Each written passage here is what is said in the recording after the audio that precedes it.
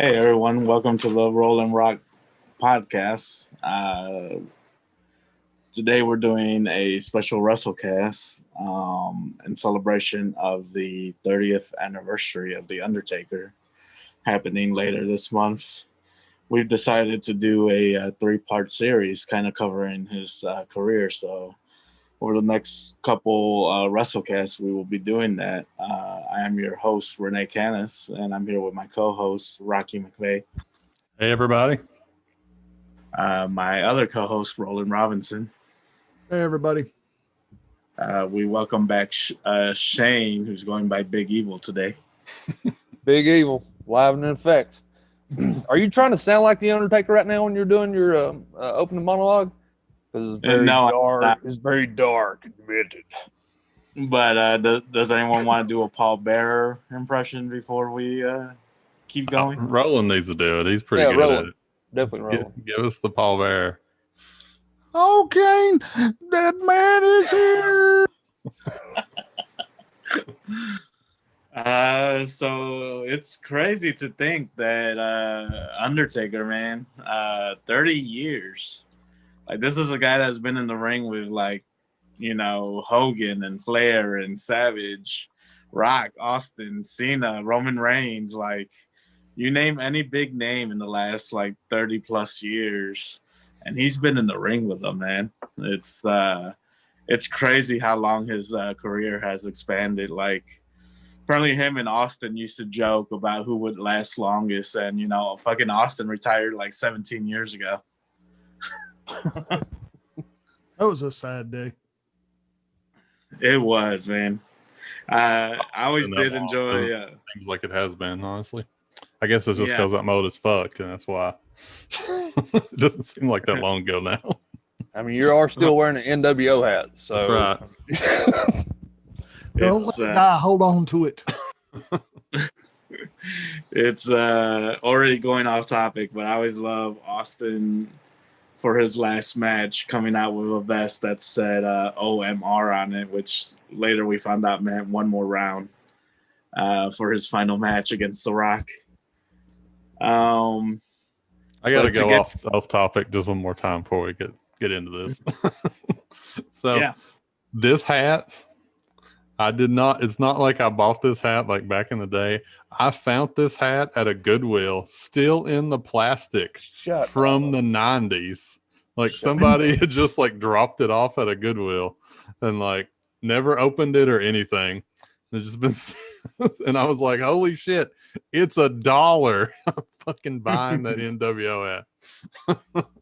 So somebody's mama was like, "The NWO is evil. You can't wear evil shit, bad guy shit." We're selling it. Probably what's happened is that person's wife, like, hit it the very day that he bought the hat, and somehow managed to sneak it out with a bunch of old clothes at the same time, and that's how you ended up with the hat. I think that guy's wife's then. Yeah. Don't matter how you got it. All that matters is that you have it. So to get back on topic, Mark Calaway actually debuted in wrestling back in 1984. So he's actually been wrestling for close to 37 years. And he actually debuted as Texas Red. And his first match was actually against Bruiser Brody. And Undertaker says that at that point, no one had smartened him up to the business. So when he got into the match, he actually punched Bruiser Brody for real. And Bruiser Brody then proceeded to beat the ever-living shit out of him.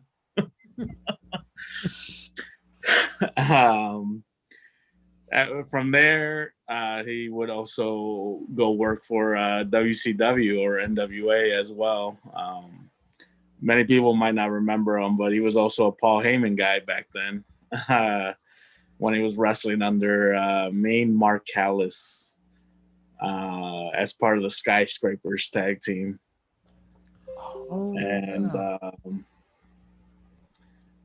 So according to him, he says that Ole Anderson basically told him, I can't do anything with you. Like, you're not. I don't ever see you becoming a big thing in wrestling. And actually fired him. Ole was wrong about a great deal of many a thing. Yeah. He also told Ric Flair he could never do anything with him.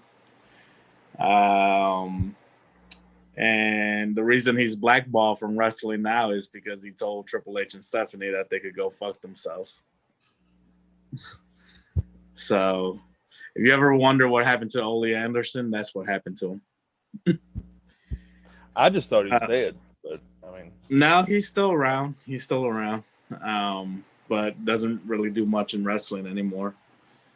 No offense, Ole. I loved your work back in the 80s. It was great. Wonderful. So there were two big debuts at Survivor Series in 1990. One that was hyped for a bunch of fucking months, like on television, on Superstars, on Saturday night's main event. They would take this giant egg and say that it would hatch at Survivor Series and there'd be this big surprise. And at this point, Mark had been signed by WWE, but hadn't been told what his gimmick would be yet. And he says that for a long time, he thought he would debut as the Eggman.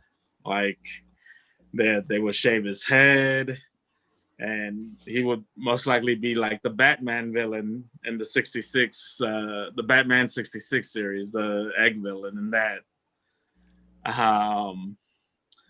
And he says one day he gets a call and it's Vince on the other line, and Vince is like, "Is this the Undertaker?" And Mark is like, "Yeah, this is the Undertaker." He's like, "All right," and then pitches him the gimmick. And the egg turned out to be the gobbledygooker, which has become famous in its own way because of how terrible it is. You know, what is it? A Mean Gene dancing in the ring with it.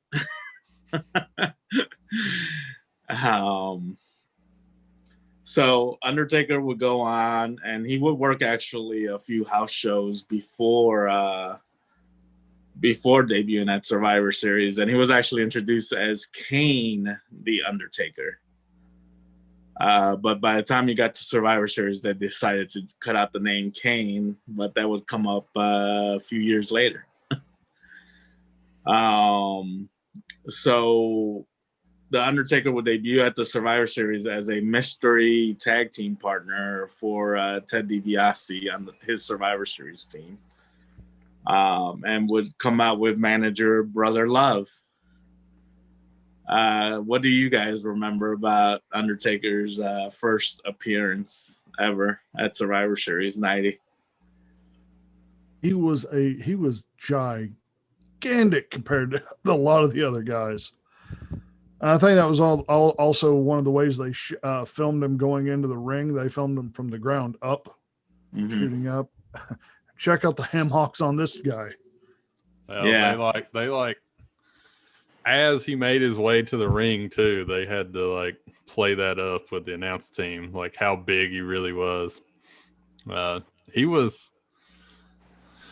It's weird looking back. I remember the Undertaker as being a huge dude, but then like later on, he doesn't seem that big anymore. Like from what I remember, like I honestly thought when he made his debut that he was like Andre size, and then I realized he wasn't. So. Yeah, like you said, they played up the announcers, and like Roddy Piper, just like you already said the line, like check out the ham hocks on that guy. Yep. And of course they had to pan the crowd and show like the little kids almost shitting themselves. But yeah, Undertaker said that, you know, he knew how much they had invested in him by basically in his first televised match having him pin Dusty Rhodes. He said that like as soon as he got behind the curtain, one of the first things he did was like just shake Dusty's hand and like thank him for allowing him to pin him cleanly in the middle of the ring. You know, honestly, for the first couple months, that would be like his biggest victory, because after that, he pretty much just fought jobbers for a while. His first WrestleMania would have him beat Jimmy Snuka in about 4 minutes, which, you know, at the time, Snuka wasn't that big anymore, but he still had a lot of big recognition at that point. But yeah, I mean, it was just a dominant win, and Tombstone Snuka cleanly in the middle of the ring, and like I said, beat him in 4 minutes. The next big storyline most people will remember is Undertaker teaming up with Jake Roberts to attack Randy Savage during his wedding ceremony, which also led to what most people remember is the snake biting Savage. What are some of your favorite memories with that stuff? I thought that Taker and Jake were like perfectly matched together. I loved watching those two work together, because Jake had that. Like he had like he was a mental assassin, and he could get in people's heads. I'm surprised at that time that they wouldn't have done maybe had done a rehash of the Mega Powers. You could have done like Jake and Undertaker versus Savage and Hogan or something like that. Because that led to Taker feuding with Hogan too. Like that could have been like a big fucking main event right there, man. I'm surprised they never tried it. I remember freaking the hell out when the snake actually bit Macho Man. I was like, oh shit. Yeah, there's a good story of Roberts tells that Savage, before they did the bit backstage, Savage was like, well, I'm not having that snake bite me until it bites you first, and I know you're not like gonna fucking poison me. So Jake said that he had to literally have the snake bite him first back in the backstage area to prove that it wouldn't kill Savage. So can you imagine Savage having that conversation though with somebody? I mean, no, no, man, it's gonna bite you first, man, before it bites me. I mean, that would be so awesome to hear him say that.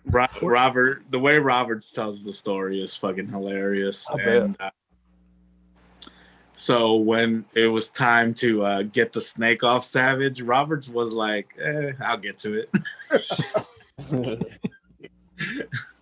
Now, see, that kind of actually goes with the way Randy is. The older I've gotten, the more Randy stories I've heard. He was a paranoid dude. He was a very paranoid dude. Yeah. So, as I was saying, this kind of led to a feud with Hogan. And this was only 1 year into his WWE career where he actually beat Hogan for his first world title. Yeah, Ric Flair was involved with the decision, and there was a bunch of shenanigans. But Undertaker only ended up holding the title for about 6 days before they stripped him of the title, which is what led to the 92 Royal Rumble having the title be on the line, which a lot of people consider that to be like the best Royal Rumble of all time. So as the feud with Roberts and Savage continued, at some point, I guess Roberts was kind of overdoing it, which finally led to Undertaker turning face for the first time, which led to the build-up to WrestleMania 8 for Undertaker versus Roberts. It also led to Roberts interrupting the funeral parlor, if you guys remember Undertaker's talk show. Well, more like Paul Bearer's talk show. Yeah, I was gonna say that wasn't a Paul. That's what I was. Before we get into this, I have to say that's what I think that Roberts and Undertaker that's where they like shined, because Undertaker didn't really say anything at this point in his career. He just was kind of big and scary and mean. He said 5 words in like 2 years. Yeah. That's it. And Like Roberts is like the perfect, like, much. you know, mic man. That's what he's, I mean, he's great at that. He's the best promo guy, one of the best promo guys there is. And them two together seems like they should be like the perfect tag team. One guy that's just scary as fuck, and another guy that kills you on the mic at the same time. Yeah. So this was one of my earlier memories, was that funeral parlor segment where Roberts basically pops out of the casket and attacks the Undertaker and like drops the casket on top of him, and then proceeds to hit him with like 10 chair shots to the build up to that WrestleMania. I believe, Roland, you said you recently watched the WrestleMania 8 match and actually enjoyed it a lot, didn't you? Yeah, it was very, very good. Just another sign of how strong they wanted to make the Undertaker look. He actually kicks out of 2 of Jake's DDTs during that match. And then they have him tombstone Roberts on the outside of the ring before he pins him. I just want to say before we go on, this sort of has to do with that, but it's not just that. It's like anybody's like big move. Like at this time when Undertaker would kick out anybody's big moves, he always did the exact same thing every single time. He would just pop up like nothing had happened. And they just hit him with their finisher, and then Undertaker would pop up, and that was one of the things that played into how scary he was, because everybody was just like, "Oh fuck, what just happened?" From a finisher, and nobody kicked out of DDT, man. Nobody. No. And he was basically doing like the Jason Voorhees thing, where he would just sit the fuck up, or like the Michael Myers. Just sits the fuck up, and people would shit themselves, man. Around this time, he got to Raw made its debut, and he actually main evented the first ever Raw against Damien Demento. There's a name you might. I don't know if any of you guys remember Damien Demento. No clue as who he is. Yeah, he hailed from the edges of your mind. Oh my god. So, I want to take a second. This is a little off subject, but for all of those who grew up during the Attitude Era and everything, if you go back and watch some of those early Raws, man, they were in a dive. Yeah, the Manhattan Center, basically, and it was super small too. Sometimes they were like in high school gyms too. Just to not get off too much off topic, but what's everyone's favorite, like where someone is from? Because that, like, he's from the edges of your mind is pretty fucking hilarious. Do anyone remember any good ones? I know like Undertaker was from like Parts Unknown and Death Valley. Yeah, Death Valley. Parts Unknown. I always liked the Cactus Jack. He was from Truth. Is it Truth for Consequences, New Mexico or something like that? I forgot that. Yeah, I forgot that. I think Kamala came from like the just forests of South America, or what was it, the Congo? The darkest parts of the Congo or something like that. Yeah, I always thought that was always pretty creative. Some of the ones they came up with. So around this time, and you just mentioned Kamala, but around this time he wrestled Kamala a lot, which led to the first casket matches in WWE. At the time, Kamala was being managed by Harvey Whippleman, which led to the debut of the Giant Gonzalez. Oh my God. Attacking the Undertaker, setting up his third WrestleMania match. And the worst. The worst, yes. Honestly, the most positive thing I could say about that WrestleMania match is the Undertaker's entrance on a chariot with a fucking condor on his shoulder. That's the only positive I could give this match. What a condor or a vulture? It was one or the other, but it looked badass. There's another positive to it. It ends really quickly. and before his first loss to Brock Lesnar, you could kind of add an asterisk to this match because he wins by like disqualification. Yeah. He actually doesn't pin or submit Giant Gonzalez. Oh, is this where they knock him out with the chloroform or something? Is that? Yes. Oh, okay. Yeah. That whole WrestleMania sucks actually, but that was terrible.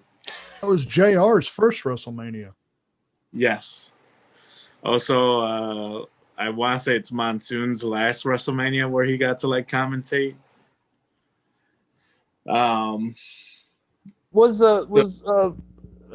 Sorry to interrupt, but Giant Gonzalez, was that the same guy that played Elegante? I don't think so. No, different guy. It was. Okay. Mm-hmm. I didn't know that. I didn't know that was the same guy. It was. And he was horrible in WCW, and he was horrible wherever he was. He was just a big guy. He should have played basketball, but I don't know. But he did play basketball. So the reason he was brought in was because Ted Turner originally intended to have him play the center for the Atlanta Hawks. Oh wow! Seriously, but he was so fucking terrible at that they're like, well, I already paid all this money, just make him a fucking wrestler. That's great. That's elegante. I got to get something out. I got to get some kind of return on my investment. Well, yes. He didn't get any return on Elegante either. No. So he basically just lost his money is what he did. So now maybe I'm remembering this wrong, and I more than likely am, but I want to say that didn't Undertaker have like a real shitty win to loss ratio on the casket matches? Like I want to say he freaking lost almost every one of them. No, it was, yeah, because sometimes it was ways to write them out of television too, which actually leads to the next big feud he'd have is with Yokozuna for the title. This is the Royal Rumble where they have a casket match, and Mr. Fuji basically has his entire stable of like 15 guys try to beat down the Undertaker and put him in the casket. Do you guys remember this at all? When was that? That was Royal Rumble 94. 94. Yeah, it's where like 15 guys basically beat the shit out of him. Okay. And he holds his own for a while, actually. But is this I don't mean to like mess up your timeline here, but is this before or after the fake Undertaker? This is right before. Okay, I'm with you now. So this is because Undertaker was injured. That's why they had these like 15 guys beat him down. Yeah.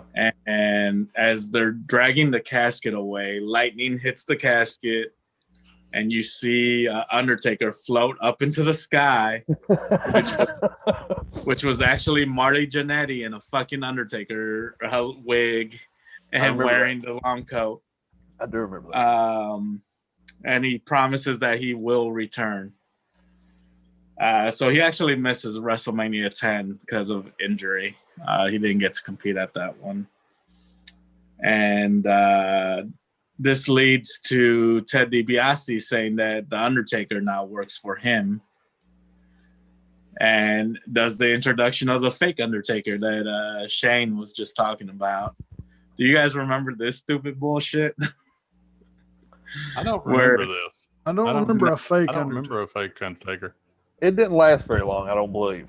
So it was a Brian Lee as the fake Undertaker, and it was built up to SummerSlam, and they actually had Leslie Nielsen show up as Frank Drebin, investigating where the real Undertaker is at. Oh my God, are you serious? Yes. I can't believe I don't remember this. This is fucking horrible. I would love. I need to go back and watch this. You could go find these skits of fucking Leslie Nielsen walking around backstage doing. Actually, it's him and George Kennedy as their characters from the making. I don't know if this was cross promotion for the third movie, or 33 in the third. Yeah. But yes, if you go on YouTube, you can find these fucking videos. And they main evented SummerSlam, even though you had a Bret Owen 5-star steel cage match earlier on that show that should have been the real main event. I just gotta say, I'm gonna get off topic for a second. Not really, but kinda. Vince did some stupid ass shit back in these days, these times. I mean, all of them did. Well, I know, but there was only two organizations that anyone gave a shit about during this time.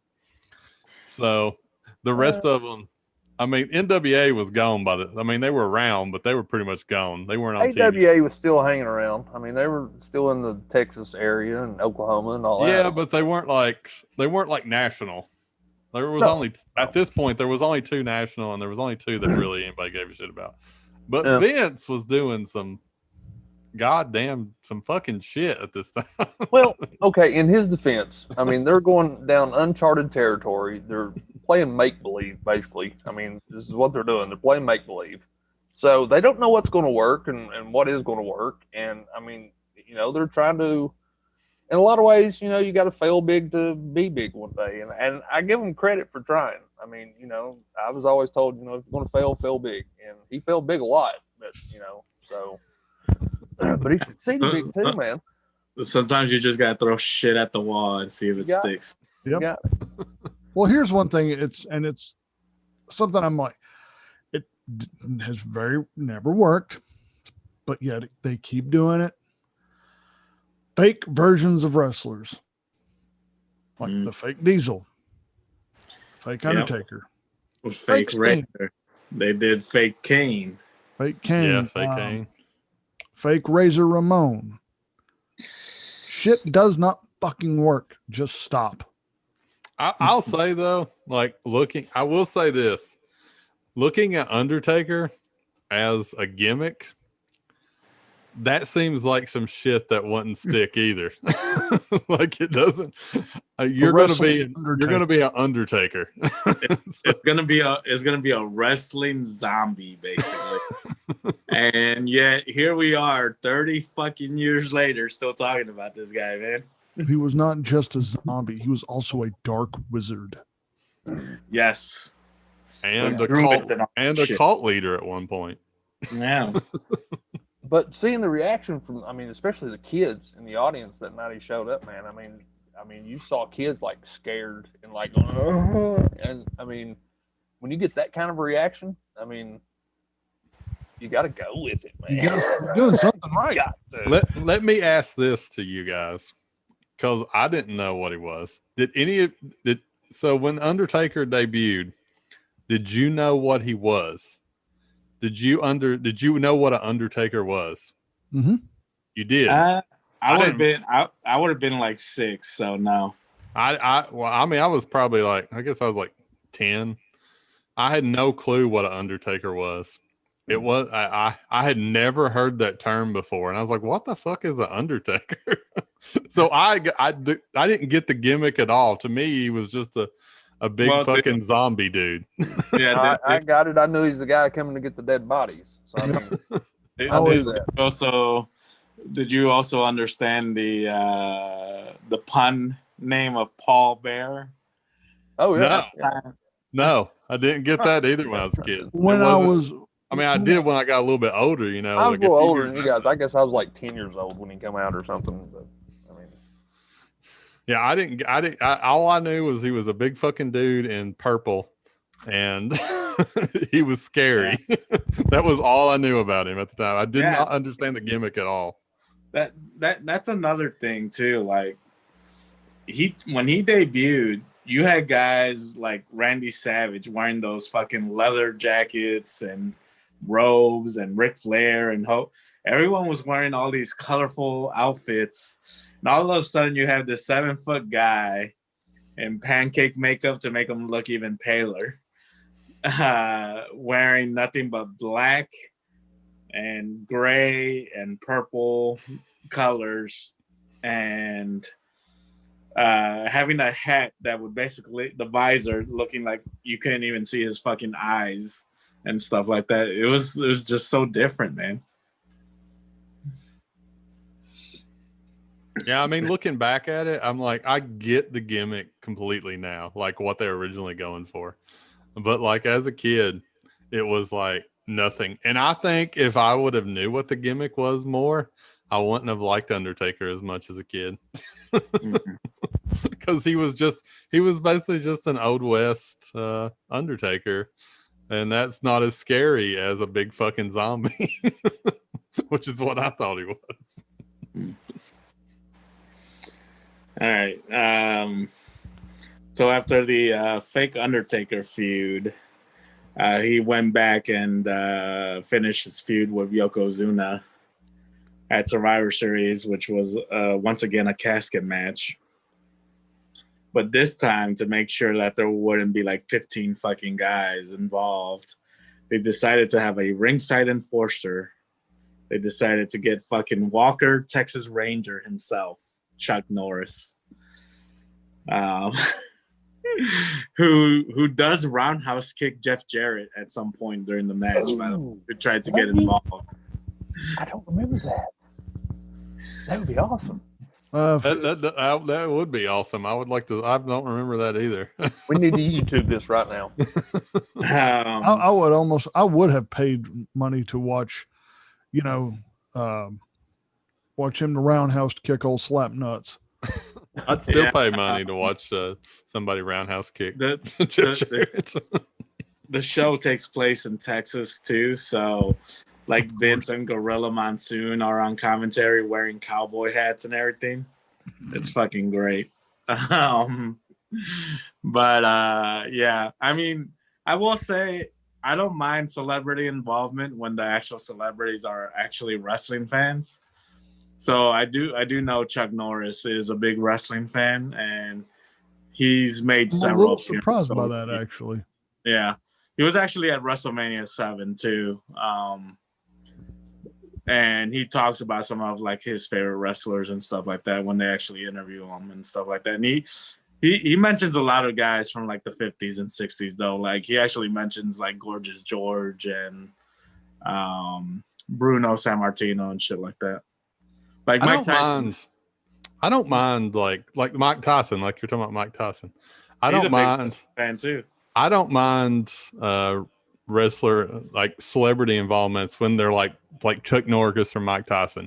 They can go in the ring and beat somebody's ass. I mean, Chuck Norris won a lot of tournaments in his life for being a badass in real life. What gets me is when you have people like fucking Jay Leno and shit, they show up. Like, who gives a... That fucker should not be coming in the ring.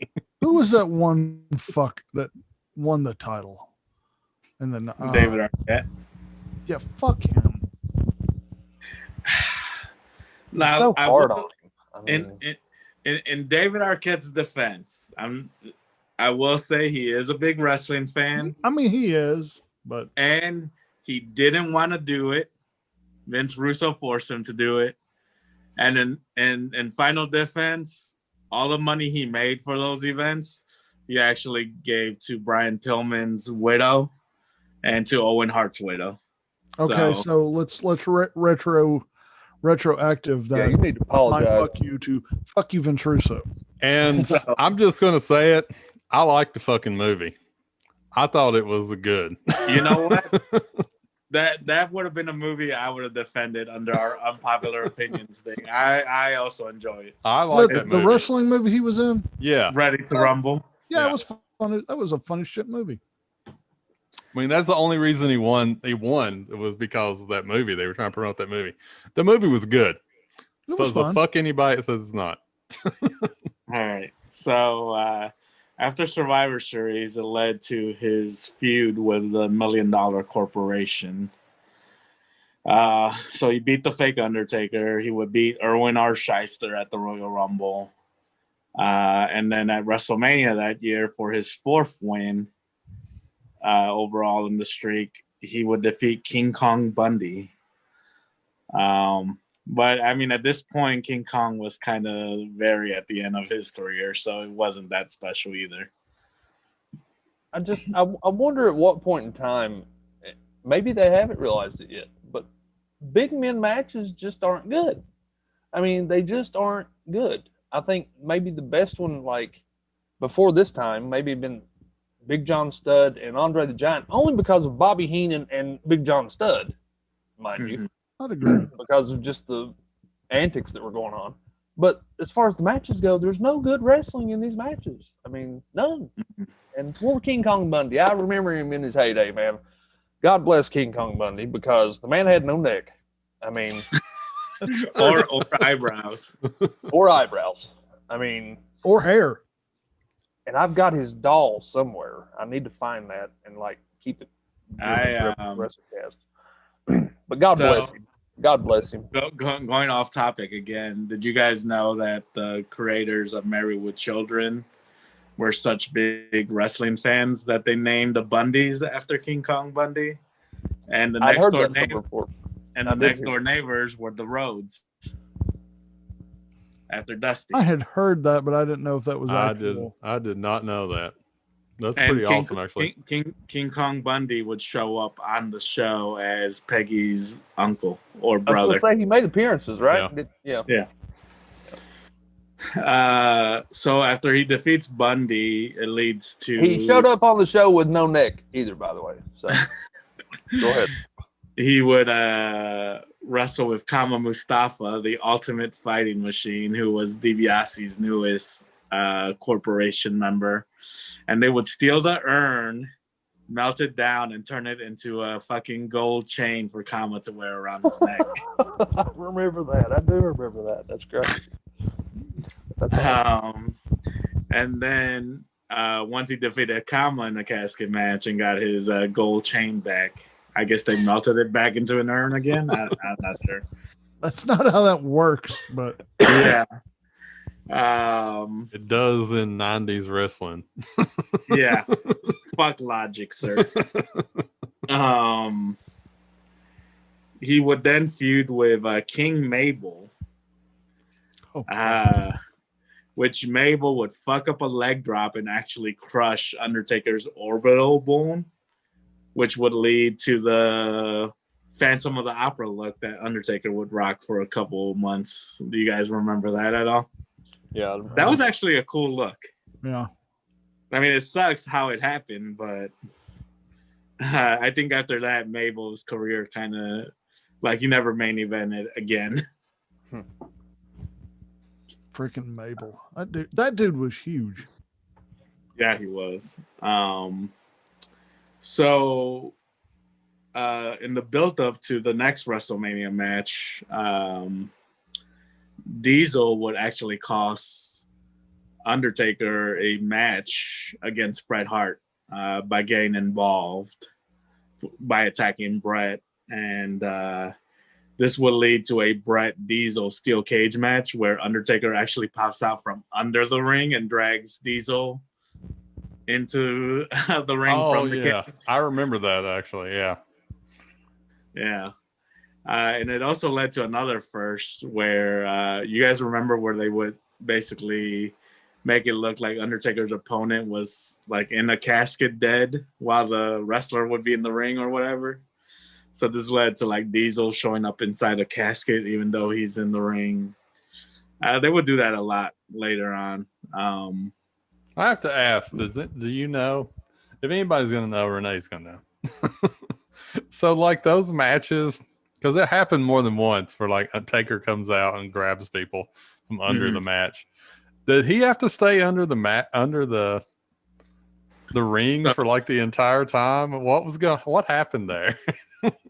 Sometimes they do, or they'll darken the arena during someone's entrance, and then the wrestler will like basically rush under the ring, and they'll usually either have a monitor underneath the ring with them so that they could kind of watch what's going on, or they'll have a headset on and someone will tell them, all right, come on out and do what you got to do. A lot of it depends on the venue. If there's a trap door somewhere close by, or an orchestra pit or something like that. I remember hearing the Big Show, I think it was the Big Show, and somebody talking about they were underneath the ring the entire show one time because there was no other way, and whoever was with them was down there like farting all the time, just stinking up the place. And they were down there for 2 hours just having to deal with all that. I can't remember exactly what it was. What is that Big Show? If they do have to be down there the whole time, they'll also have like a bucket so that they could be like pissing in. Could you imagine someone like the Big Show or the Undertaker being stuck under that fucking ring for Well, imagine these WrestleManias the last couple of years that go on for like 6 or 7 hours. Oh my God. And someone like Michael Cole has to be sitting out there for 7 hours. I mean, JR, I don't know if he's joking or not, but JR said, well, that's why you wear black pants, because you pissed yourself.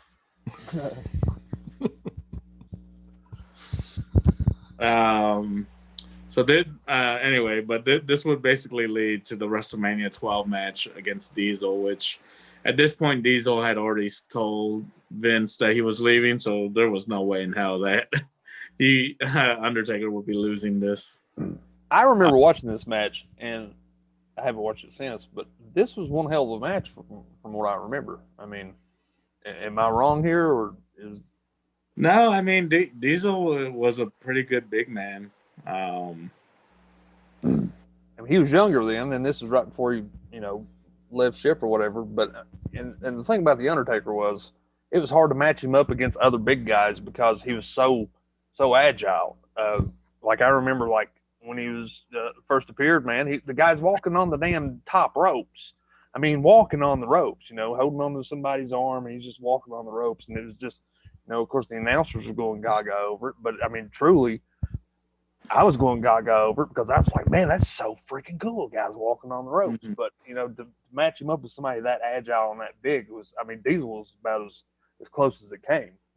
And you know what? I've only ever seen one other guy try to do the rope walk, which was Matt Morgan. He tried to do it when he wrestled for TNA or Impact, and the second he did it, the crowd just shit on him. Like, really? Yeah, Undertaker's never wrestled for Impact or TNA, but that's Undertaker's move, man. You don't fucking do Undertaker stuff. So like the crowd just shitted on him, and I don't think he ever tried it again. That's too bad. Yeah, I mean it'd be weird. Like if I could do it, I would do it all the time. It was amazing. I remember the first time I saw him do it too. I was like, what the fuck is up with this guy? Yeah. He's just like, you didn't expect somebody like that. You expect more like a King Kong Bundy, just walk out and roll around the ring until he gets pinned. Well, you gotta remember too, like when he first debuted, they would have him be more of a lumbering guy, like really slow. It wasn't until a couple years after where he just started being more agile and doing a bunch of crazy shit. So after the Diesel feud, it led to the feud with the debuting Mankind. I would say this is probably one of Undertaker's greatest feuds, is anything with Mick Foley. So this would lead to the Boiler Room Brawl at SummerSlam that year, which also led to the Paul Bearer betrayal, and would lead to the first ever Buried Alive match. Now, I love that match. That is such a good match. I really, I don't know if I want to say the match is good, but it was just to me, that match was like almost amazing. I like actually put it like it's close. It's not. It's better than because they kind of did it before this, like in Halloween Havoc. This was like a sort of like a throwback to the Vader match, but I the fact that you have to actually bury somebody, throw the dirt on him and everything was fucking amazing to me when I back then. Like that was, and the fact that they just get up afterwards, which most of the time Undertaker did. You just crawl out of the dirt or whatever. Yeah. I think it's one of those ideas again that, like you was talking earlier, Rene, throw it against the wall and see if it sticks. Because I mean, that could have been a huge flop because I mean nobody had ever done it before. Or be buried alive, but I don't remember the boiler room. No, I don't remember the boiler room match either. And as we're trying to ask Mr. Rene about it, he leaves. He's not going to piss himself like good old JR would. Do you remember it, Roland? the boiler room brawl? Vaguely, but I couldn't really tell you anything about it. I mean, I've heard of it. I know it happened. So, but it was like a tree fell in the woods. What's that? Roland doesn't. As if a tree fell in the wood. Yeah, exactly. It did happen. Are you mentioning? You said the boiler room brawl. You don't remember too much about it? I don't remember that. No. None of us remember it except for you.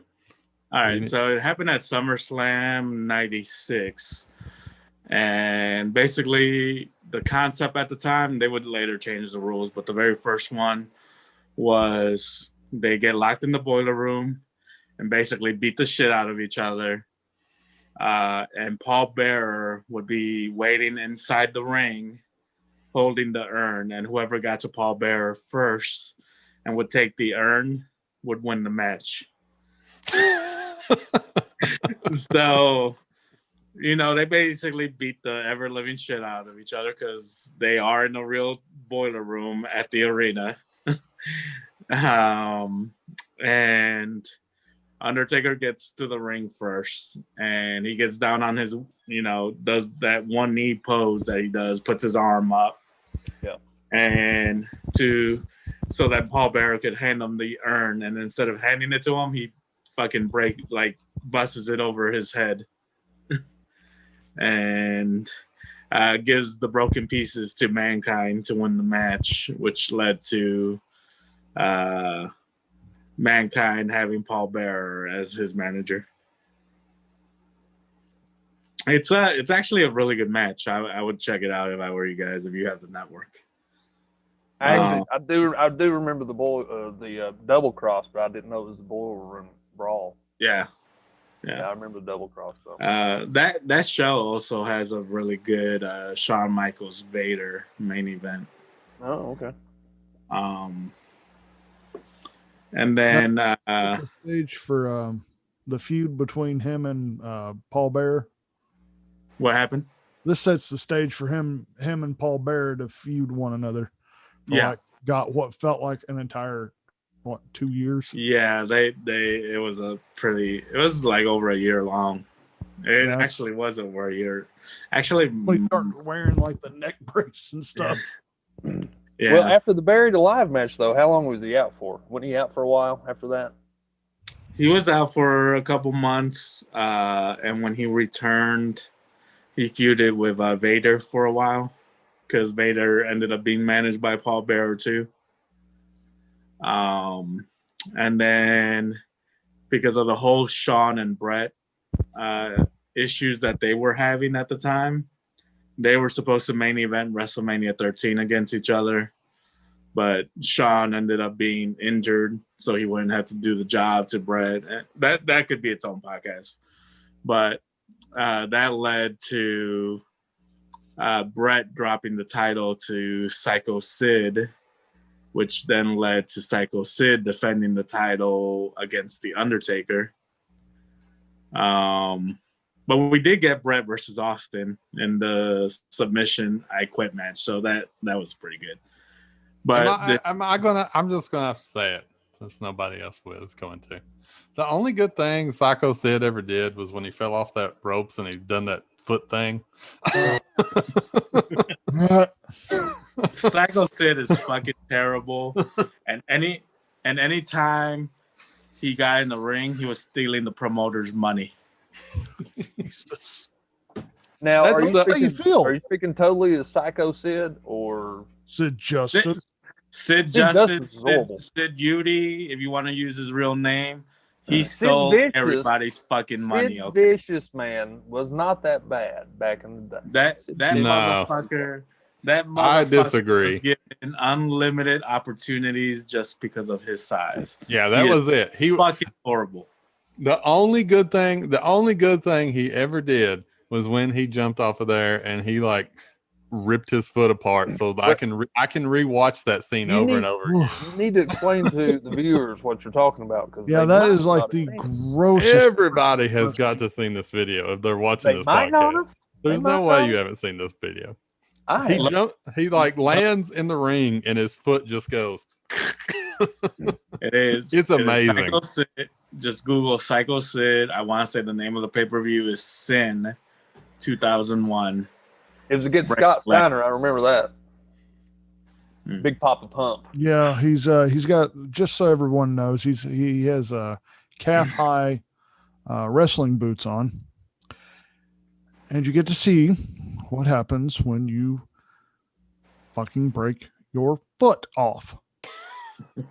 Yeah, pretty much. That's what. Because it is like literally looking like a rubber band. Because his special move is he comes off the ropes and lands like on one foot and kicks, and it goes break, and just. I'm like, so have you guys also ever heard this rumor that at So back to kind of WrestleMania 13. So Undertaker will win the match. This would be his 6th win, and he would win the world title for the 2nd time. Rumor has it that Sid wasn't feeling well that day, and that at the end of the match, when Undertaker tombstone him, Roland's already laughing. Rumor has it that Sid shit himself after taking the tombstone during that match. But we've never gotten confirmation from Sid himself. I mean, okay, I admit that I watch a lot of like interviews, like Today interviews where they interview like wrestlers like it, and I still fucking hate Sid even to this day, and it's because of the way he talks about all the other wrestlers, like Big Papa Pump especially. I know that everybody hates Big Papa Pump. I love Big Papa Pump. I love Big Papa Pump too. I love the Steiners and I love Big Papa Pump. But the fact that I know that everybody shits on Big Papa Pump, like they all do. All the wrestlers like shit on him, except for his brother. Freak. Except for his brother. His brother's the only person that doesn't shit on him in interviews. But everybody shits on him.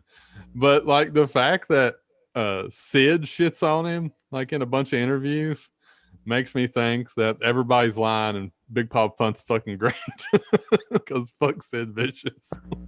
I will say that I currently work with someone that is a indie wrestler, and he's been wrestling for about 15 years or so.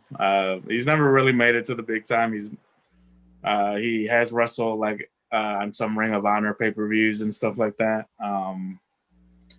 I actually asked him the other day who's the most famous wrestler he's ever wrestled, and he said Scott Steiner, and that he was actually a really cool guy, that he wasn't an asshole like most people think of him as.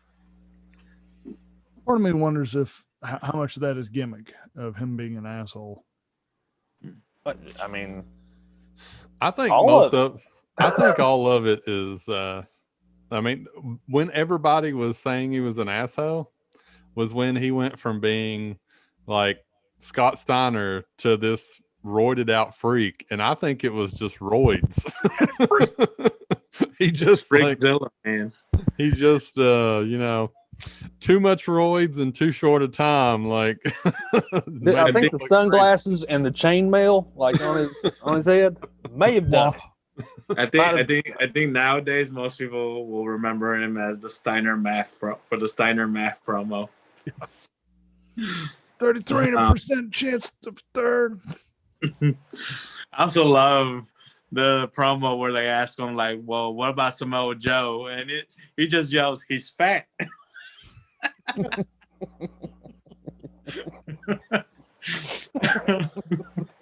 That's great. And of course, the other story I always remember with Steiner when they wanted him to take a drug test or whatever, or like a steroid test. He's like, so Vince tells him to take a steroid test, and he's like, I'll take one as soon as Triple H is taking that same test standing next to me. And apparently it was never brought up again. But anyway, so Undertaker would actually hold on to the title for a little over 130 days until SummerSlam of that year. And it was Undertaker versus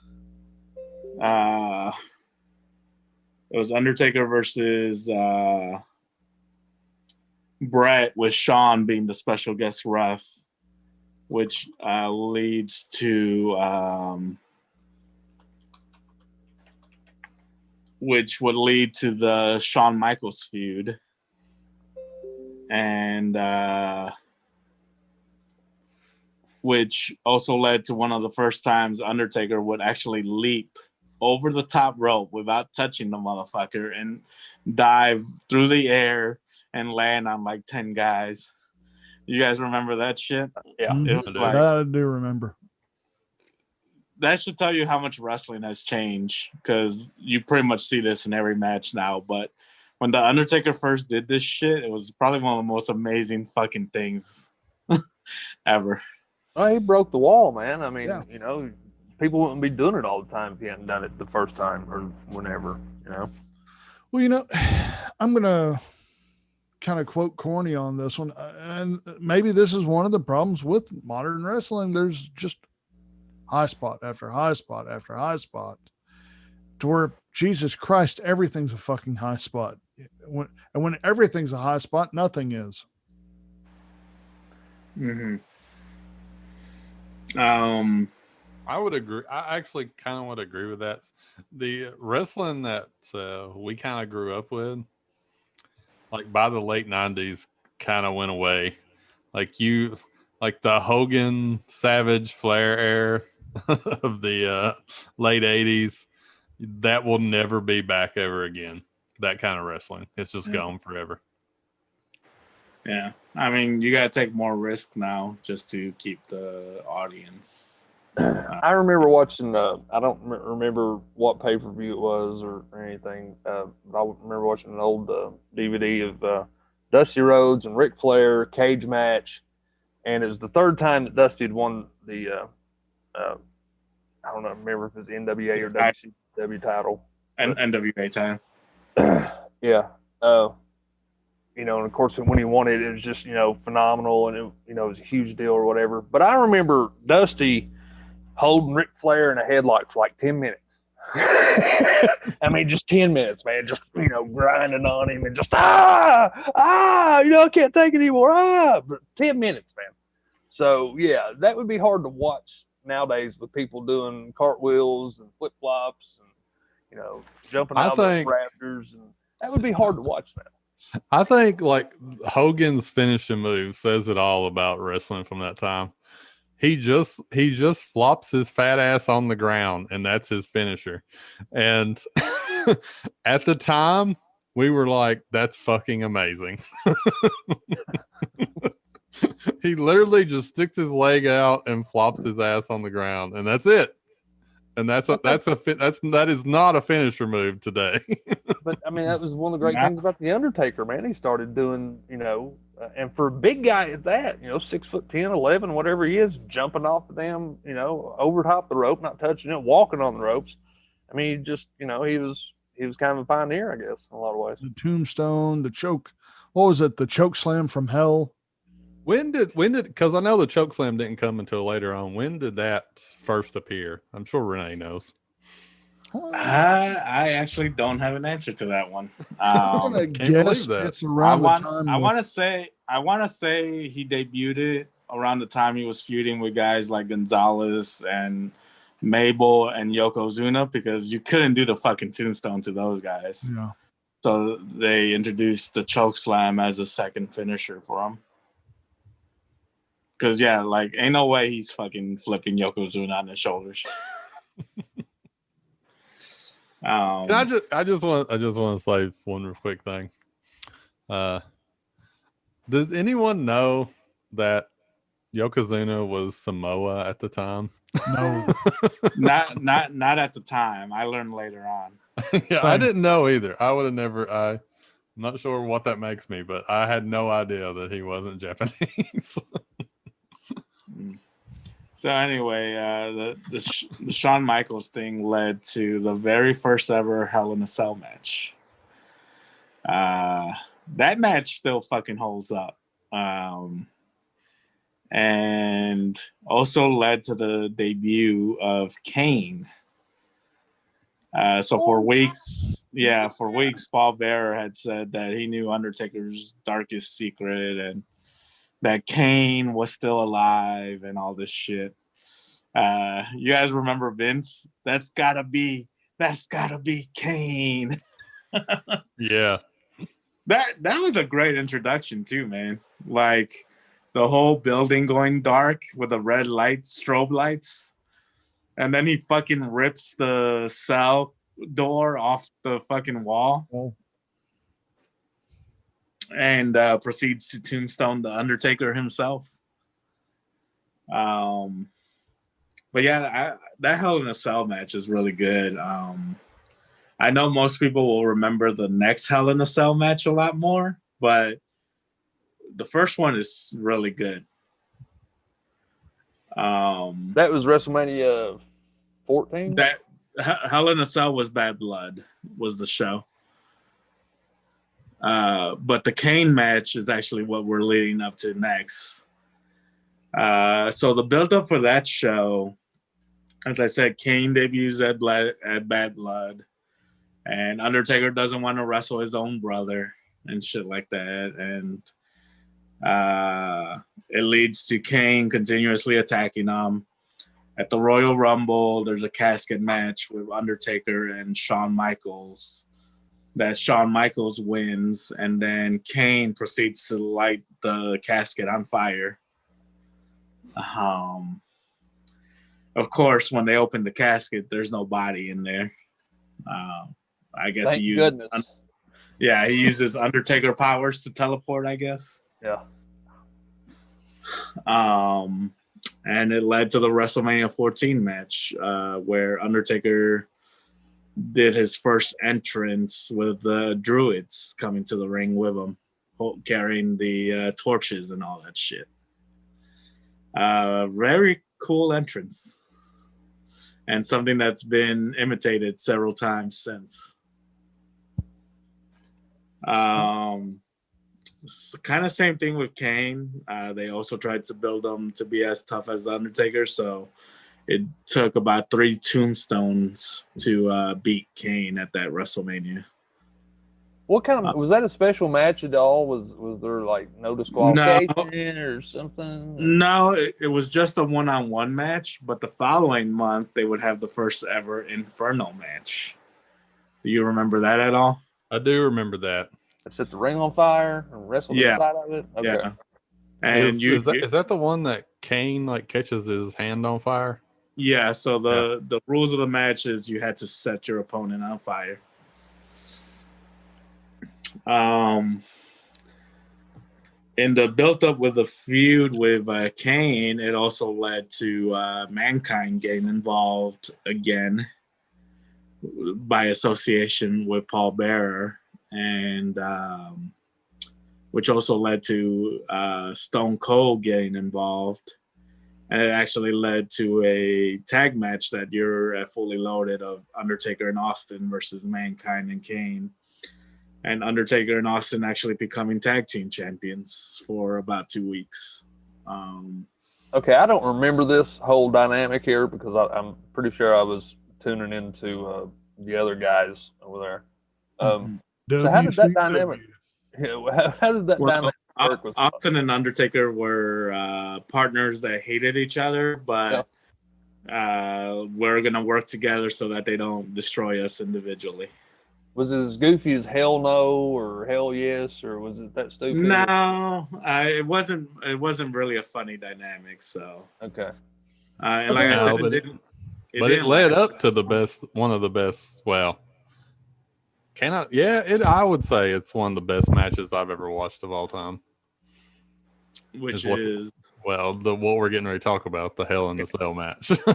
So this would lead to King of the Ring, where Austin and Kane would fight for the title in a first blood match, and Mankind and Undertaker would fight in the Hell in a Cell. Now, this is the Hell in a Cell that most people remember and probably see in highlights all the time. You don't remember the grin. You don't know anything about wrestling at all. Yeah. It basically led to Mankind. So for those who don't know the story, Mick Foley was worried about going into the match. He's like, how the fuck am I going to top the first Hell in a Cell? We're talking Undertaker Shawn, and the Undertaker Shawn Hell in a Cell does get a lot of 5-star ratings from a lot of like the Dave Meltzers and all of those guys.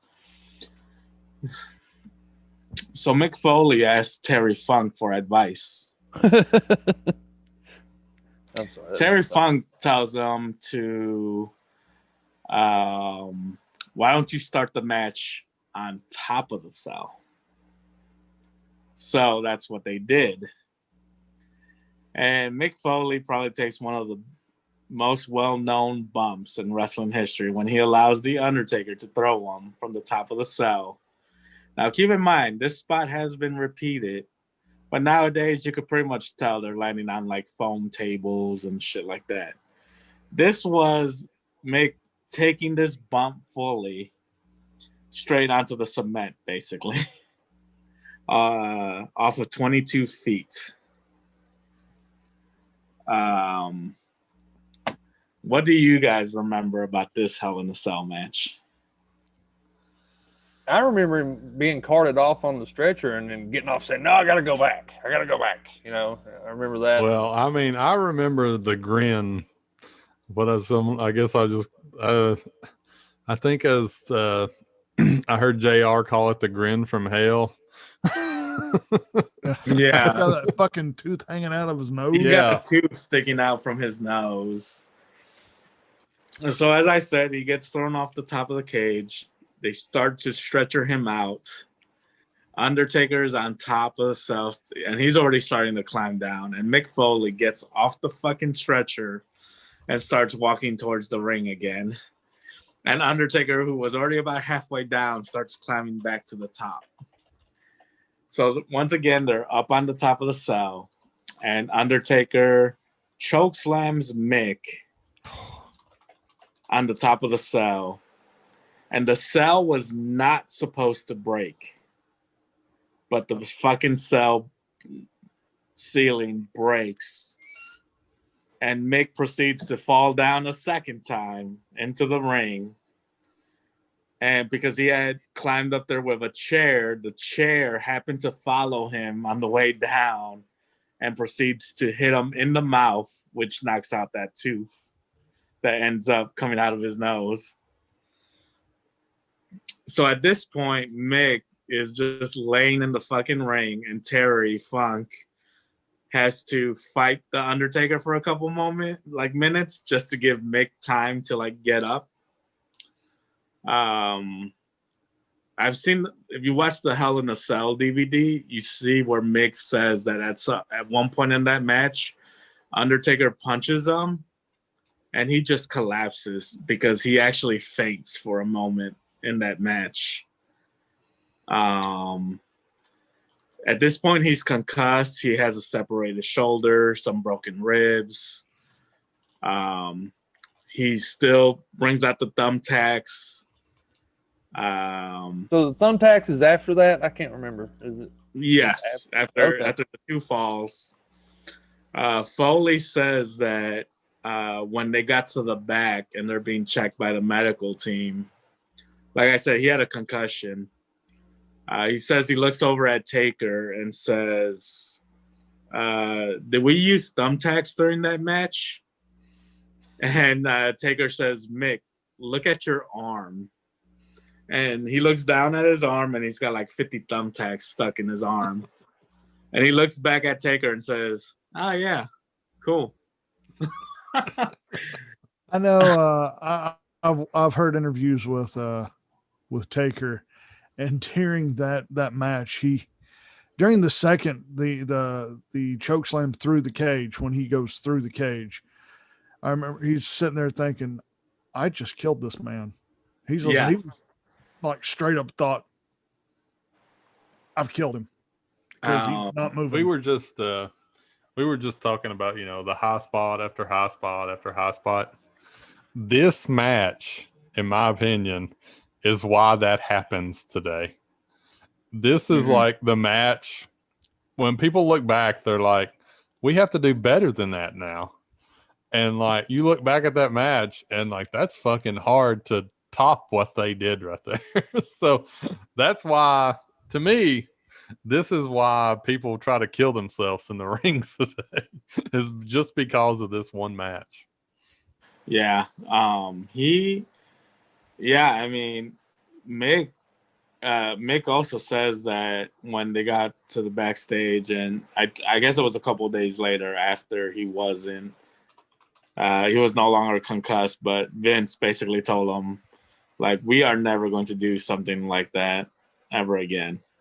Like I said, it's been done recently again, but you could tell that it's a much more protected spot. Well, the other thing, I think it was Mick also said, that match made me realize that I am probably the world's shittiest father. And he's also said that was the beginning of the end of his career, basically, because like, he only wrestled full time for like maybe another year and a half after that. After that he would come back occasionally for the one-off matches and stuff like that, but he never wrestled full time again after about a year and a half after that. Well, I think about how much punishment he just put himself through too. I mean, you can take punishment, but it doesn't matter. The human body can only take so much before it starts just not working properly. If you want proof as to how tough Mick Foley is, after this match, he still ran out during the main event of Kane and Austin and got involved during that match. I remember like reading them talking about that match and not thinking he was going to be able to do it, and not knowing what they were going to do in the final. And what's really amazing about that is not the fact that he did that, the fact that the Hell in the Cell match was not the main event that night. And there's another match that no one remembers. The Kane and Austin. Yeah. Which Kane won the world title during that match, by the way. But he would lose it the following night on Raw. So this would then lead to the Austin Undertaker feud at SummerSlam, the Highway to Hell, which it was dubbed that. I'll be honest with you guys. I don't think and Undertaker and Austin have both admitted it themselves. They both said they never felt like they had that in-ring chemistry together. Like, obviously they were two big names and stuff like that, but both of them felt that they never really delivered that big match against each other. Well, their styles kind of contradicted one another, so I mean, I can see that. All right. And then moving on here. So after this, you kind of have Paul Bearer and Undertaker being friends again. which leads to the Ministry of Darkness. And the Undertaker now becoming a cult leader, if you will, and sacrificing people by basically crucifying them to the Undertaker symbol. But it wasn't crucifixion because it wasn't a cross. It was an Undertaker symbol. I have to say, this is like, basically he was a cult leader. But unlike other cults where it's like, they're like saying, I have to say, Undertaker at least didn't have a cult where he was like worshiping like some god and making people believe. He was like, I am God, you will believe in Undertaker. Mm-hmm. He wasn't like, I'm Jesus. He's like, Undertaker is just the only God. Yeah. He referenced to a higher power later. Yeah. So this led to him feuding with the corporation because he wanted to sacrifice Stephanie or whatever. And he went through most of the corporation team. So he went through like Ken Shamrock. And so this led to WrestleMania 15, where he wrestled the Big Boss Man, who was the corporation's like security guard or whatever, in Hell in a Cell. This is one of my favorites. This is one of my favorites by him, just because it's so maniacal and crazy. I love this. How this ends. Go ahead. The hanging. Yes, I love it. The match itself is fucking terrible, though. Yeah, the match sucked, but the end result was pretty disturbing. Yeah, where I liked it, I guess. Where the brood actually comes down from the ceiling and they hang the Boss Man. Yeah.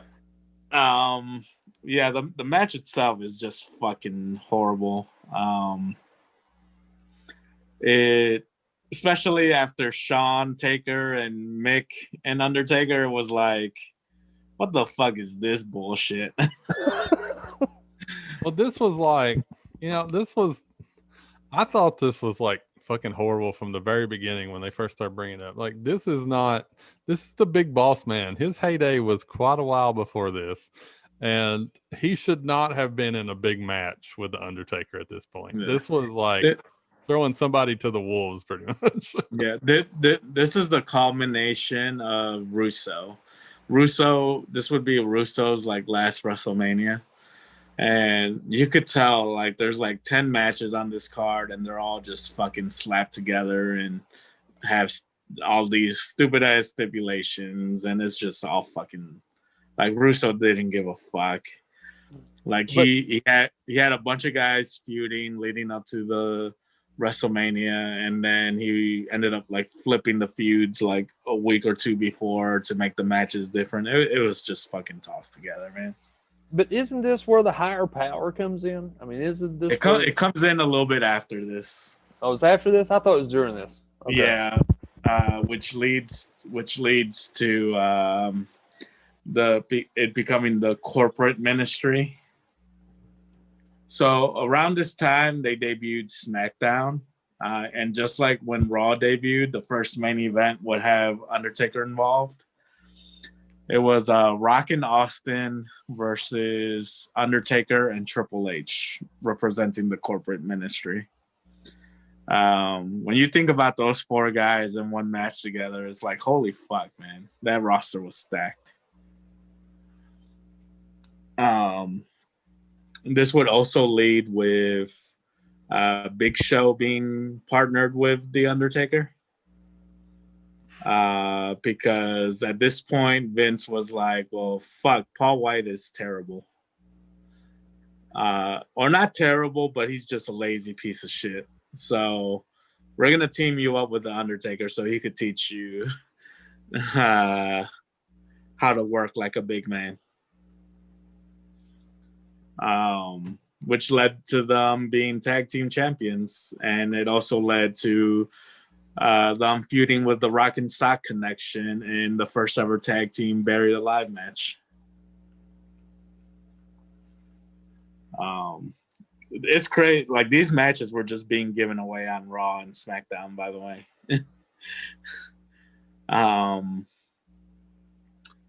This would lead to Undertaker actually suffering injury and missing WrestleMania for the second time for WrestleMania 16. And he would return in May of 2000 as a completely different character. Now, I'll actually have Shane explain this one because apparently he was live at this show. Oh, yeah. So Judgment Day, and it was in Louisville, Kentucky. And I was with my friend Jason, and I won't mention the last names, and his wife. And we'd had these tickets forever. And the biggest reason we went is because his wife is a huge rock fan. Imagine that. So we go to this thing, and I'm like really not even wanting to go. But we get there, and we got like awesome seats. We're like the 10th row or something. I got Fred Durst from Limp Bizkit sitting like 10 chairs away from me. He's got like nobody on either side of him. But I don't even remember what like all the matches that night except for Triple H and The Rock going at it for an hour, and it was Most Falls Anywhere, I believe. Is that right? Yeah, it was an Iron Man match, and Shawn Michaels was the guest referee for the match. Yeah, that's right. Michaels was in there. And I don't remember a whole lot of it because honestly, I was over hanging out with Fred Durst. So we were like, being cool, rapping and shit. Not really, but I was like trying to hang out with him. But anyways, so my buddy Jason, he was like huge into wrestling at the time, and he's like, reading. He's like almost as good as Rene is like, as far as the information goes, almost as good as Rene. So he's like, man, there's going to be a huge guest come out at the end of this match, and I guess it was The Rock that won the championship. Is that right? No, so the Rock was the defending champion and Triple he lost. H challenger. Okay. And like I said, I was drunk too. Yeah, in the weeks leading up to this, they started playing promos of them showing like these little girls in a boiler room, and it was almost like the Nightmare on Elm Street, like the little kids, like he's coming back, blah blah blah. So did you know it was the Undertaker? I remember reading rumors that it was him, but some people thought it might have been someone new from WCW, maybe too. Yeah, because there was nothing definite, nothing in those promos that were like, "This is the Undertaker," Mm-hmm. But at the end of it, at the end of the match, lights go out. And they start playing those little girls in boiler rooms, and crazy lights come out, and then the Undertaker comes out from. And it wasn't the Undertaker, though. It was the American Badass on a big Harley Davidson. Rolls right down to the ringside.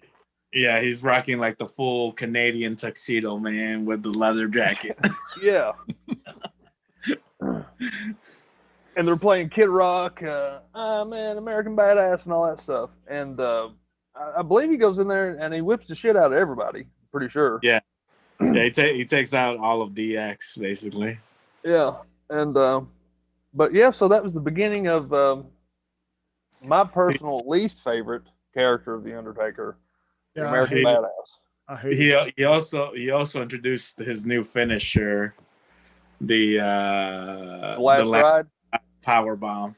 Yeah, that was actually a cool finisher, man. Like. He would do the power bomb, but then still lift you all the way up before he fucking just drop you. On a small guy like X-Pac or Road Dogg who were in DX, it looked really fucking impressive. But what's interesting about this whole thing is you went through this whole deep, dark, demented, and as the years went on, he even got darker and darker and more sinister and weirder and more crazy. And all of a sudden, he just flips it, man. He's still he's still a badass, of course, but it's like a different role, and he's like talking like almost a normal person. So it was just it was a real change for me, as a fan. Undertaker is one of my favorite of all time. It was just a huge change character-wise to get used to, and I guess that's why it was one of my least favorite ones. But I have to say I'm a big fan of the American Badass Undertaker.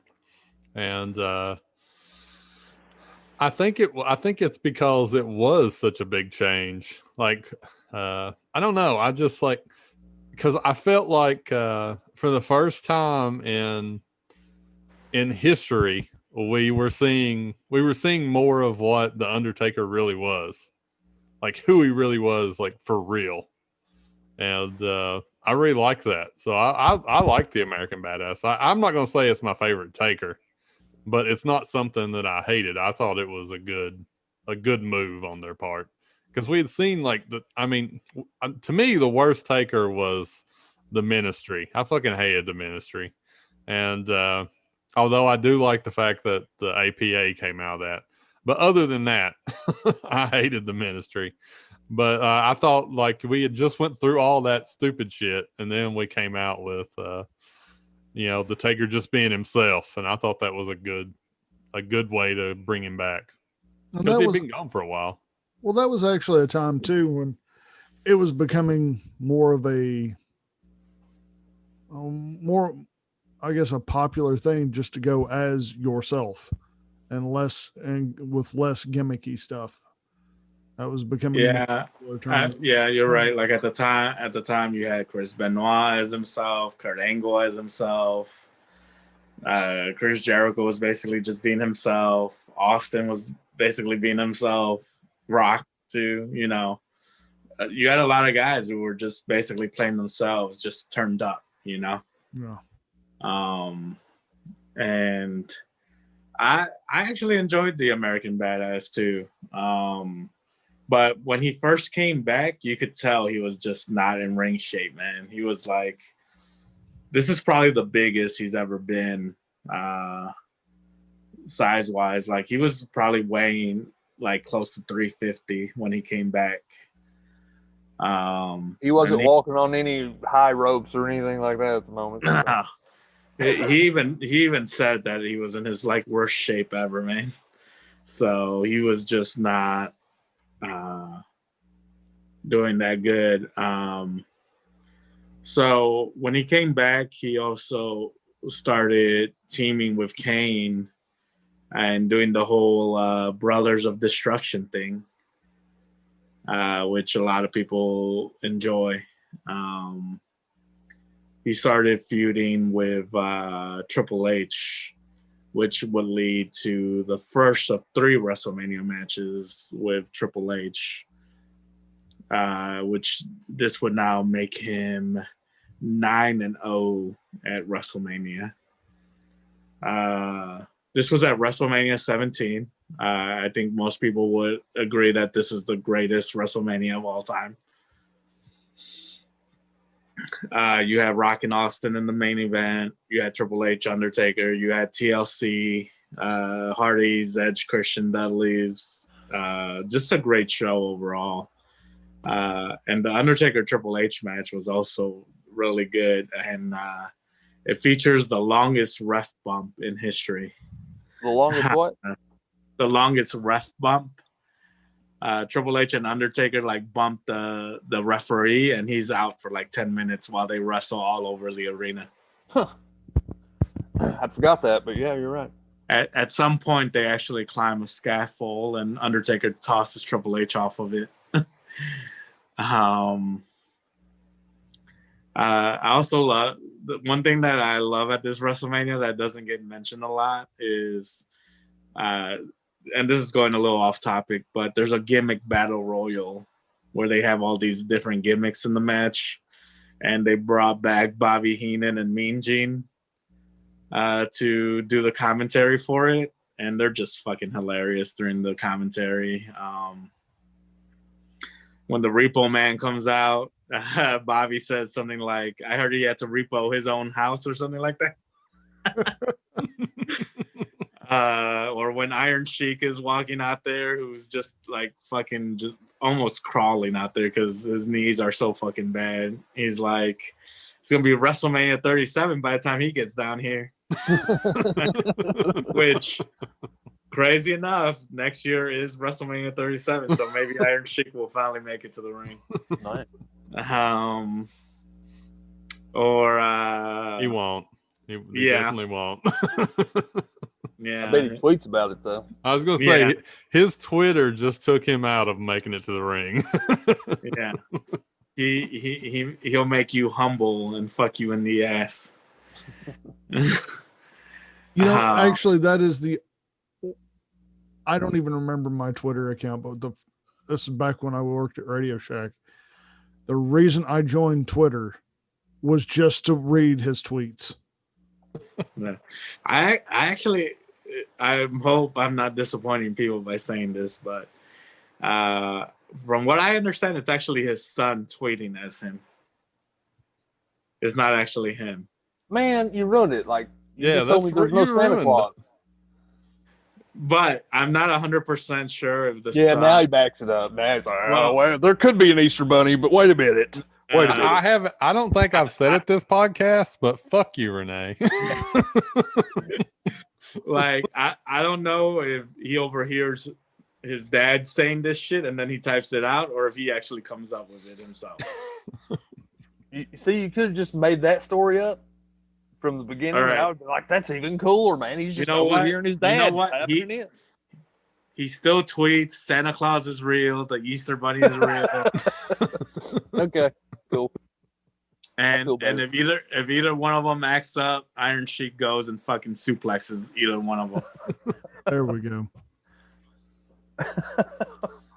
And since we're talking about the Sheik, we might as well just go in and say it. Fuck Hogan. Yeah. All right. So kind of moving on. So after this WrestleMania, Kane and Undertaker continue to tag team, and they actually, after the Austin heel turn,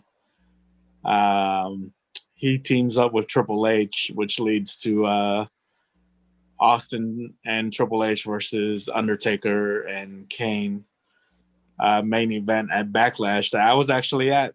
That was actually my first ever pay-per-view that I got to attend in person. Eventually, this leads into the Invasion storyline. This is around the time WWE got WCW out of business. This should have been the greatest storyline. You mean this is about the time that WCW got their self out of business? This was Thanks, Vince Russo.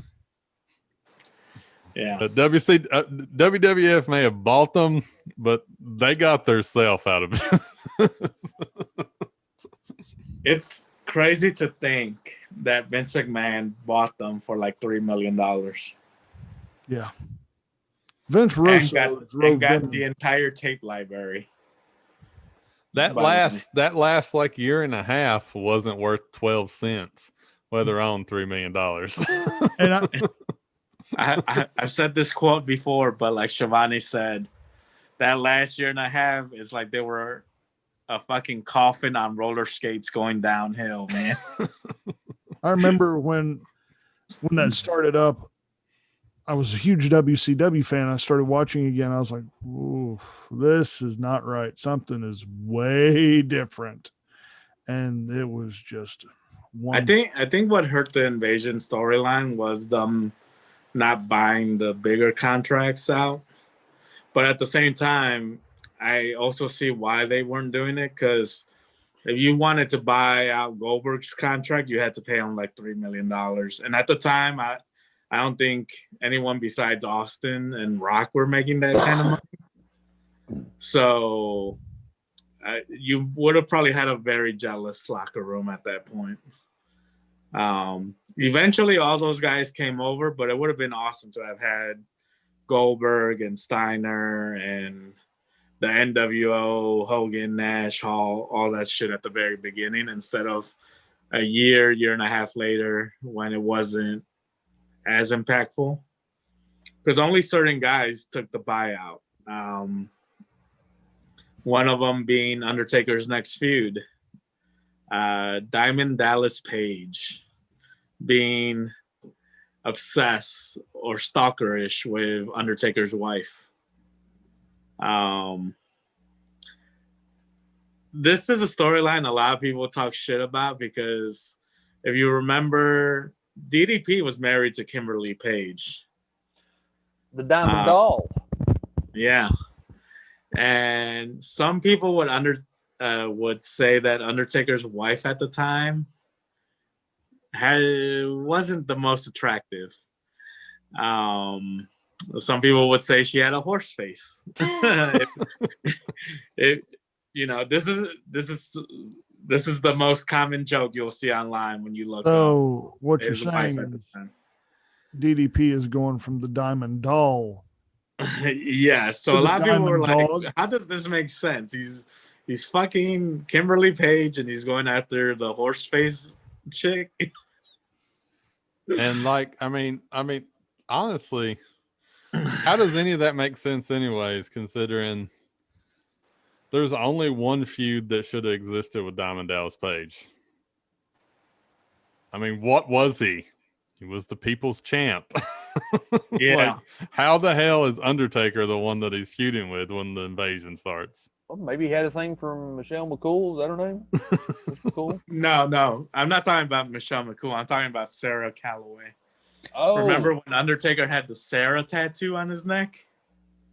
Yes. Okay. That's who I'm talking about. Okay. No, Michelle McCool now she's fucking gorgeous, dude. Yeah. Just say we never got to see Goldberg versus Austin.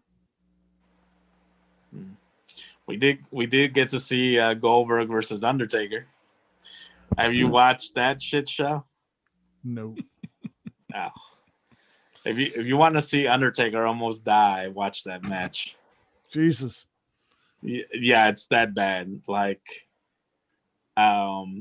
If you want to see a bunch of shitty matches, just watch everything with Goldberg in WWE. I would also agree with that statement.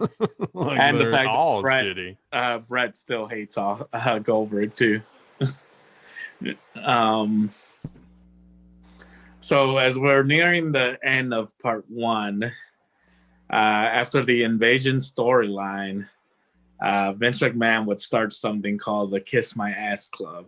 Do you guys remember this at all? Yeah, I remember this. And he's going to make Jim Ross kiss his ass. And they have Undertaker come out to the ring, and you're thinking he's going to save JR. And Undertaker says something along the lines of, tells JR, "So do you think you're too good to kiss Vince's ass?" And proceeds to turn heel and would start going by. Most people know this version as the Big Evil Undertaker. It's where he would be wearing a big devil t-shirt, basically, as part of his American Badass gear, basically. I actually like this version of Undertaker a lot. Because, like you say, he was still being the biker, but just fucking being an asshole. I like this version. This version was okay. Yeah, he beats the shit out of Maven at the Royal Rumble that year. And then he starts feuding with Ric Flair, who had just come back from WCW, and he challenges Flair to a WrestleMania match, and Flair says no. And so Undertaker proceeds to beat the ever-living shit out of Arn Anderson. Oh, boy. And Ric Flair still says no. And then Undertaker proceeds to show up at the WWE training facility and beat the fuck out of David Flair. And challenges Ric Flair again, and this time Flair says yes. David Flair the scapegoat for every just bad storyline with Rick. You know what? If you listen to Shivani's podcast, him and Conrad Thompson say that David Flair has to be one of the most overachieving motherfuckers that's ever existed. The fact that, well, they say it's between him and Billy Kidman, since one was able to be with Stacy Keibler and the other one got to marry Tori Wilson. So they don't know which one of the two is the most overachieving motherfucker that's ever existed.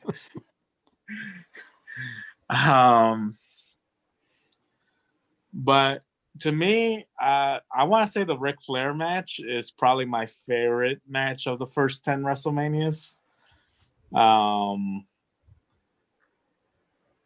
Flair says at the time that he wasn't the most confident at the time. He feels like Eric Bischoff and Russo had kind of beaten the confidence out of him.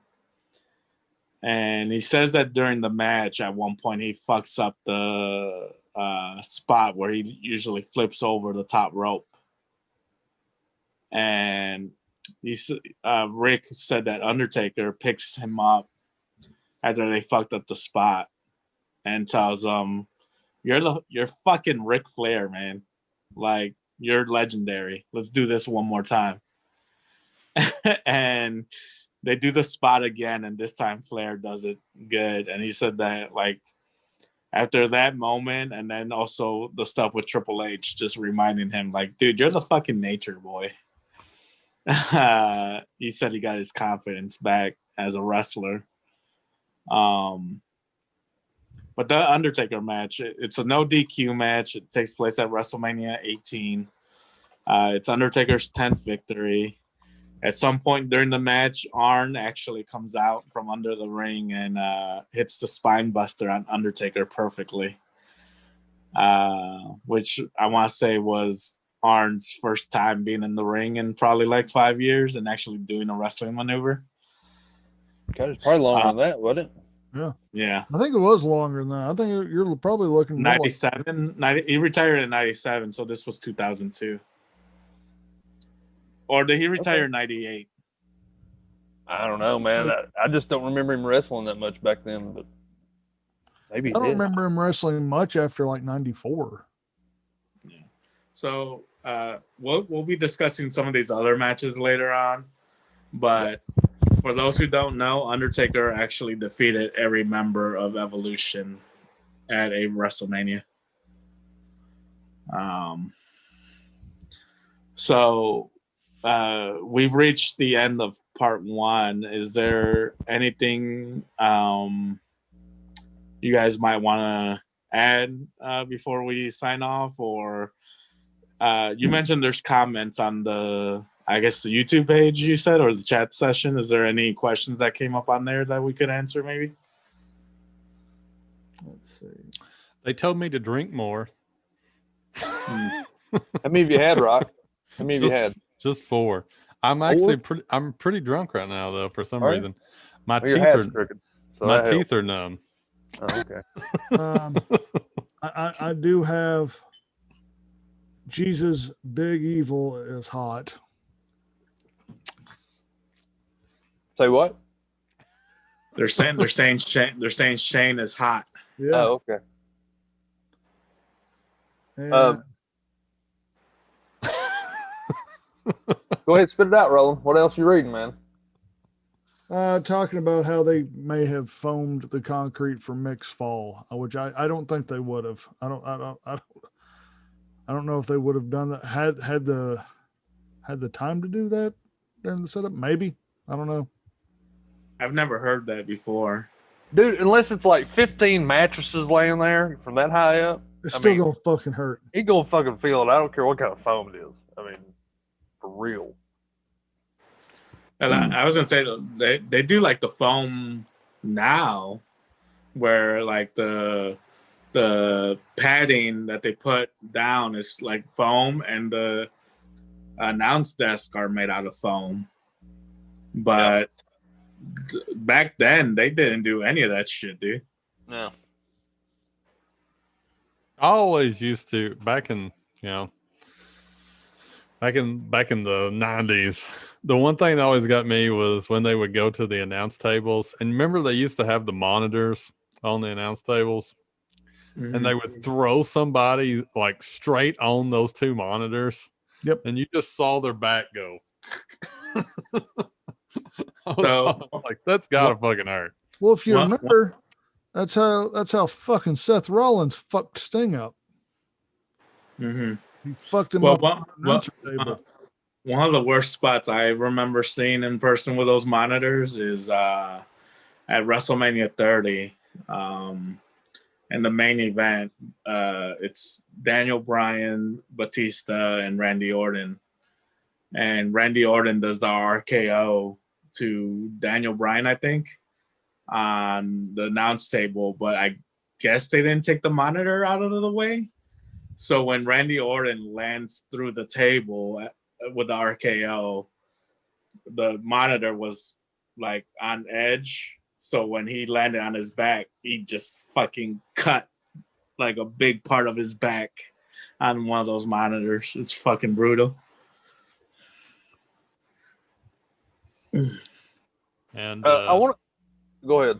Go ahead. I was just gonna say, somebody in the chat says the only question they have. It's a dumb question. Is Ricky the Dragon the best ever or what? And I was like, no. Well, I still think it's.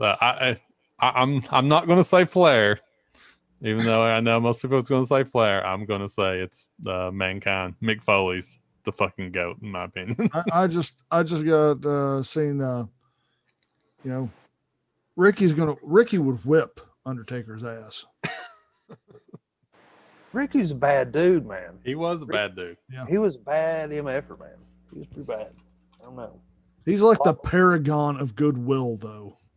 And when he carried around that dragon, that was so awesome. When Snake was feuding and he carried around the dragon, I was just like, man, that's freaking awesome. How badass can you be to carry around a Komodo dragon? That, and like there are so many badass that we could do a podcast just on badass icons from wrestling. Like, to me, one of the most badass objects from wrestling is Vader's helmet from the late 80s, early 90s, the big Mastodon helmet that fucking blew smoke and shit. I thought that thing was amazing. What we need to do, we need to do a GOAT podcast where we have like everybody that's been on the WrestleCast, and each one of us submit a GOAT and compete for who's the best. Yeah, so we do have after these Undertaker episodes, we will be doing like a Q&A, like a 4-part Q&A series where we'll be answering some of those types of questions, like who's your favorite matches, favorite wrestlers, favorite theme songs, all that shit. So be patient. We'll be having that coming up soon. But to kind of just show a little bit around my house real quick, since you mentioned the Vader thing. He has the mask. This is crazy. If you've got Vader's helmet, I'm just gonna. No. You got it. You got to put it on. I'm going to show some of my collection here. Okay. Like, Rene has a great fucking collection. Yeah. You guys that's gonna cool. like this. So I do have the Vader figure, and he does have the little mask that comes with it. Yeah. Thing's badass. Bam Bam Bigelow. Yeah. Or, but like I said, you guys can see a lot of this stuff. Oh, I did get the Randy Savage that comes with the Slim Jims, by the way. Jims. That's awesome. That's awesome. But Snap into a Slim Jim. Cream of the crop. yeah. Oh, he's got the Fiend already. But and then to kind of, since we did talk about the Undertaker, if you guys could see back there, my Undertaker collection there. God damn, was the tie that big in real life? It may be. Or one of the GOATs too, Chris Jericho, including a little bit of the bubbly and stuff like that. Of rock and roller. Or we got the 4 Horsemen over here. So, like I said, Perpetual woo face. Honky Tonk Yeah. Man. I love it. Was that Dean Malenko with the 4 Horsemen? no, it's I have the Arn, Tully, and Barry Windham. Oh, I thought that one on the side was Dean Malenko. Did I see Nikolai Volkov up there somewhere? Yes, I have one with Iron Sheik and Lassie. Oh, yeah, I thought I saw him. That's awesome. That's great. Harlem Heat. And if you look behind, got the Legion of Doom. Yeah. Got the Heart Foundation with Jimmy back there. Jimmy. Got Bobby and Gorilla at the front. I've met Jimmy, man. He's a pretty cool dude. Got the Nasties and Demolition. Couple shitty tag teams there. Got Boss Man and Akeem. The APA.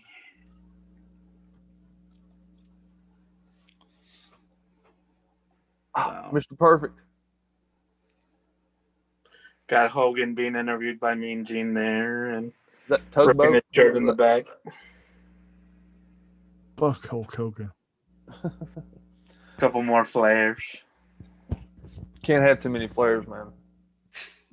Or one wearing the suit too. Is that Six-Pac or X-Pac or whatever the hell his name was? This is DX. So there's Shawn, Triple H, China, X-Pac, and the Outlaws behind them. Or I got Hot Rod with Cowboy Bob Orton back there. How old is that Hot Rod? It's probably a couple years at this point. I got Terry here, DiBiase, and Virgil. Since he's come up on the podcast, I got Kamala there. Well, Rene, I can't ever come over to your house. I'll be playing with him. Another world. What's great about Rene is Rene opens his. He doesn't just leave them in boxes. Well, that's cool. That's cool. But if you had a wrestling ring, I'd be like pulling them off the ropes and shit, slingshot them. Over here, I got like Charlotte Flair or Sensational Sherry. So, but yeah. So, and then one more. A couple of the title belts.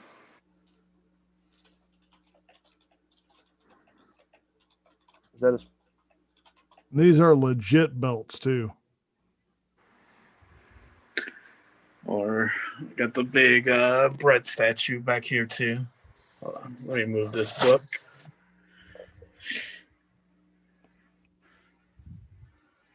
So, I think you posted a meme once, Rene, and I totally agree with it. I think the Canadian money should be the hard on it.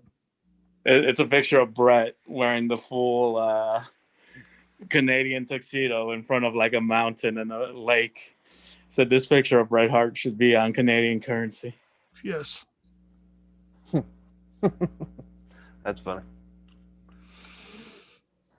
All right. You were so for the person that asked if Ricky Steamboat is the best, he's very talented, but I don't think any of us four would name him our number one.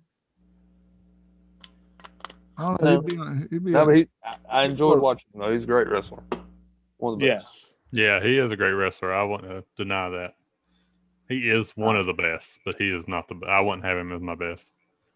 He gave one of the best matches of all time. Yeah. I mean, he's one of the pioneers for today's style of wrestling, though. I mean, you got to give him. That's true. Yeah.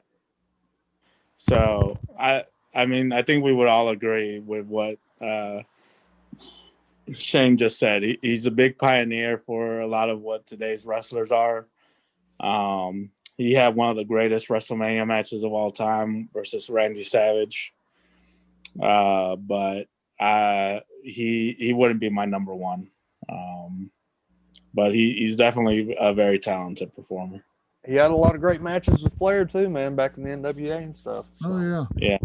Yeah. I would say everyone would probably remember the Flair, Steamboat. Yeah, that was in his prime. I mean, Macho Man, he really wasn't even in his prime anymore, was he? Well, the WrestleMania match happened at WrestleMania 3, so that was 87. Yeah, I guess he was. Yeah, you're